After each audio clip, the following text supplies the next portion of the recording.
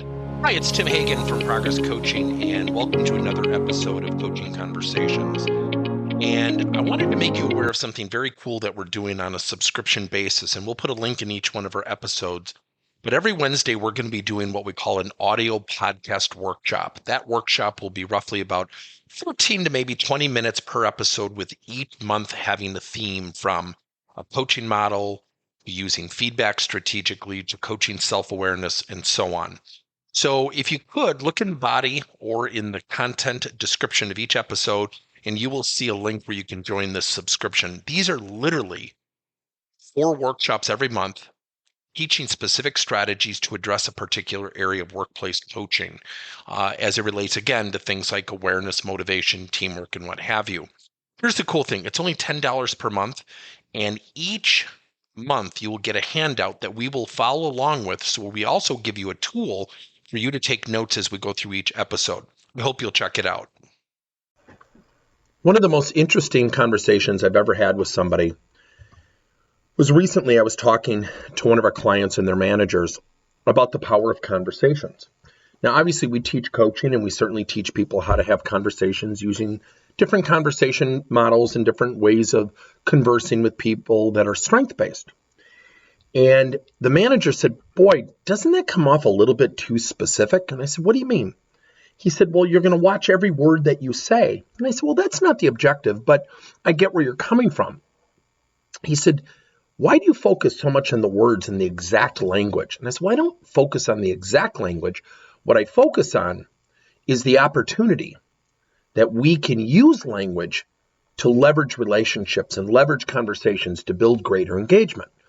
And so it was just really a cool, wonderful conversation. So what we did and where the conversation went is he was about to attend a meeting that was going to have some disagreement and discord. And I asked to attend the meeting. I said, "I want to do something, but you can't say anything." He said, "Sure." I said, "I want to count in the room as best I can, when people talk, the number of facial expressions that people have that might at least visually, not literally, visually represent disagreement or an emotional reaction that would be perceived as negative or not supportive when somebody says something." He said, "Sure, that's interesting." He goes, "What would that show?" I said, "What it shows is the way we communicate and converse with each other, we can prompt a reaction from other people." So the meeting started, and certainly the discussion had some really tough areas, and people were, for the most part, very cooperative, very congenial, demonstrated very good listening skills. And as people presented their points and their ideas and their thoughts, I counted in the first 10 minutes, over 30 facial expressions that would have been perceived as negative. Of those 30, 26 were demonstrated before somebody finished talking. So when the meeting ended, I told him, the manager who invited me to the meeting, kind enough to do this experiment, and he said, "I've got to tell you something. I was watching the room." And I said, "Well, what did you see?" And he said, "I don't think I was so hyper aware of how people were reacting. What did you see?" I said, "I had 30 adverse or perceived as negative reactions to what people were saying in the first 10 minutes. I stopped counting. 26 of those 30 were demonstrated before the person was done talking." He said, "I'm not surprised. I noticed it too." He said, "But I've never really noticed it."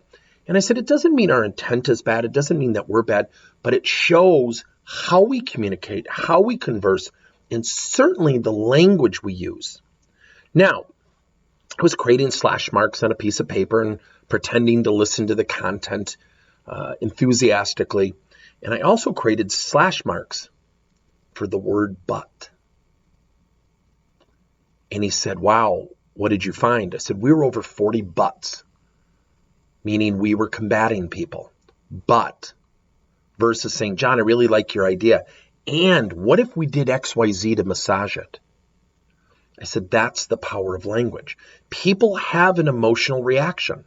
People have a reaction based on the way we converse with them and certainly with the language we utilize. There is a power in conversation. So when people use the word but 40 times, yeah, but, yeah, but, yeah, but, what we're really saying is your idea is not good, your idea is not good, your idea is not good. And we dismiss people, not our intent, but that's the impact our language can have. So as our conversation ensued over lunch, he said, well, what would you suggest? I said, practicing these conversations. So ironically, the manager about a week later, sent me an email and said, I used your technique called dovetail. So what a dovetail is a 3-step process of leveraging strengths and addressing an area that needs to be addressed opportunistically. So let's say we're going to address somebody with a negative attitude. We could literally say, Tom, here are the 3 things I love about working with you. And I think about combining a more team-like, positive, energetic attitude to that strength list. How do you think that would serve you well? That's a dovetail. I started with 2 or 3 strengths. I addressed an area of opportunity. And then I framed it with a question of, how would this serve you well? What's the benefit to you? If we practice our conversations, our meetings are more cooperative, our interactions are more positive and energetic. That's the power of language in conversations. Thank you for listening to another episode of Coaching Conversations by Tim Hagen and Progress Coaching. Now, our company is always coming out with new and innovative solutions to help leaders coach their employees.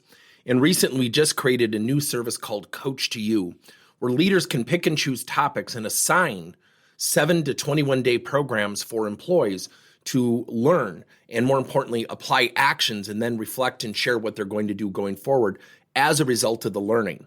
It's called Coach to You. We're literally bringing coaching to your employees. If you're intrigued, we'll have a link in each one of our episodes where you can get more information. And again, thank you so much for listening to another episode.